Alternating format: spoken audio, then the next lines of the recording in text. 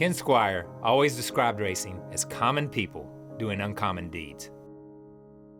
But it was Squier's dulcet tones and indelible descriptions that ensured NASCAR's best moments were remembered with reverence. We're here at Brooklyn, Michigan this afternoon. I'm Ken Squier. When future historians write about the wonders of the world, save at least one chapter for this. From his family's humble beginnings at Radio Free Vermont nearly a century ago, Squier began calling sprint car and midget races in the back of a lumber truck as a teenager. By 25, he had helped build the famous Thunder Road International Speed Bowl that remains his native state's racing showplace, with its famous Milk Bowl event featured every fall. Squier's eyes turned southward, and he headed to Daytona Beach to become one of Bill France's missionaries, spreading the gospel of stock car racing, starting as a track announcer at Daytona International Speedway. But Squier's calling was broadcasting. After co-founding the Motor Racing Network in 1970, Squier spearheaded NASCAR's first nationally televised race from Greenville, South Carolina in 1971 on ABC's Wide World of Sports. There is Victory Lane. Ken Squier is down there. I can't see whether he has Bobby Isaac with him. Okay, Ken, go ahead. Victory Lane, and it is a harmonious group around Bobby Isaac. 8 years later on CBS, he handled play-by-play for the first live flag-to-flag Daytona 500, which included the first ever in-car camera that Squier helped champion. Into turn 3 and 4 at over 195 miles an hour, you're riding with Benny Parsons.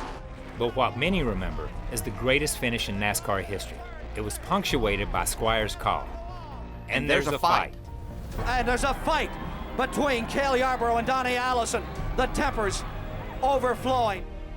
His voice was a soundtrack to many momentous events in NASCAR, whether Petty versus Pearson, As they come to the stripe, the winner is car number 21. or the first victory by Jeff Gordon in the 1994 Coca-Cola 600. And it is Jeff Gordon victorious on this Memorial Weekend at the Charlotte Motor Speedway. And in 1998, interviewing Dale Earnhardt Sr. in his greatest moment. 2 decades he's waited for this moment, and it's here. How about that ride? How about it? Squier coined the Great American Race The Great American Race, the Daytona 500. in the Alabama game. The Alabama game. But it was his contextualization that made the sport so fun and relatable to every fan. And look at that Oklahoma land rush back there. Slingshot. 2 of the greatest fiddling here, fidgeting with first place. When he returned in 2015 at Darlington Raceway with my dad and myself, Squier still had it. At the cradle of American superspeedway racing, Darlington, South Carolina. Ladies and gentlemen, you have a race. It's that salesmanship that put Squier in the Hall of Fame twice, including a media award annually given in his and Barney Hall's honor. And now they've added a storyteller. And believe me, I can tell some stories.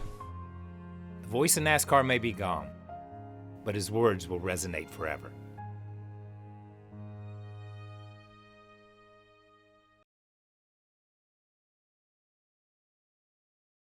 Hi, I'm Parker Kligerman. For more access like this from Pit Road, be sure to click and subscribe to the Motorsports on NBC YouTube channel.